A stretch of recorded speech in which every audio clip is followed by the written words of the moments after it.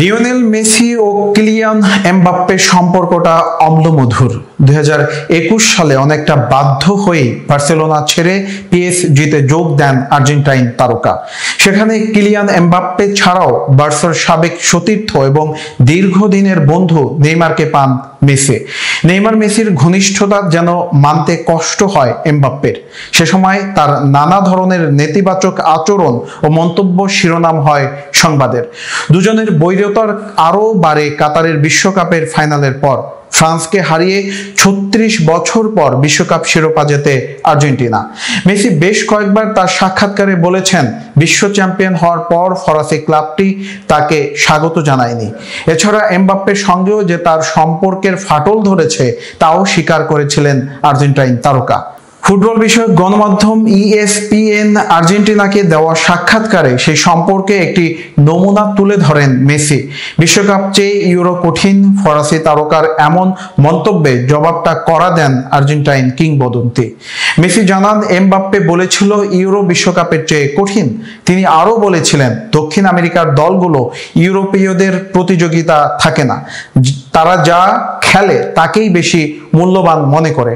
আর্জেন্টিনার অধিনায়ক বলেন, আমি এমবাপ্পেকে বলেছি ইউরো খুবই গুরুত্বপূর্ণ, কিন্তু সেখান থেকে 3 বারের চ্যাম্পিয়ন আর্জেন্টিনা, 5 বারের বিশ্ব চ্যাম্পিয়ন ব্রাজিল, 2 বারের বিশ্ব চ্যাম্পিয়ন উরুগুয়েকে রাখা হয় না।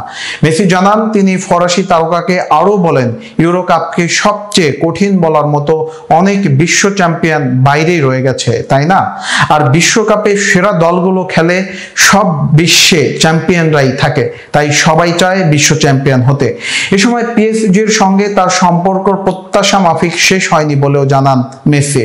ফরাসি ক্লাবটি জার্সিতে 2 বছরের 2টি লিগ শিরোপা জেতেন তিনি। ফরাসি ক্লাবটির সঙ্গে তার সম্পর্ক নিয়ে মেসি বলেন, তাদের বিরুদ্ধে আমার বলার কিছু নেই, তবে দুর্ভাগ্যবশত আমি যেমনটা আশা করেছিলাম তেমন ভাবে সবটা শেষ হয়নি। ব্যক্তিগতভাবে আমি কঠিন পার করেছিলাম, যা আমাদের জন্য ছিল খুব কঠিন। এটা আমাকে আবেগগতভাবে অনেক প্রভাবিত করে। প্যারিসে থাকাকালীন আমার সঙ্গে সবচেয়ে ভালো জিনিসটি হয়েছিল, আমি বিশ্ব চ্যাম্পিয়ন হয়েছি। বিশ্বকাপ জয়ের পর প্যারিসের জীবনযাত্রা কঠিন হয়ে যায় বলেও মন্তব্য করেন মেসি। প্যারিসের প্রতিবেশীরা কঠোর হয়ে যায়। রাত 9টা কি 10টা বাজে, এমন সময় দরজার ঘন্টা বাজিয়ে আমাদের আওয়াজ কম রাখতে বলতো তারা।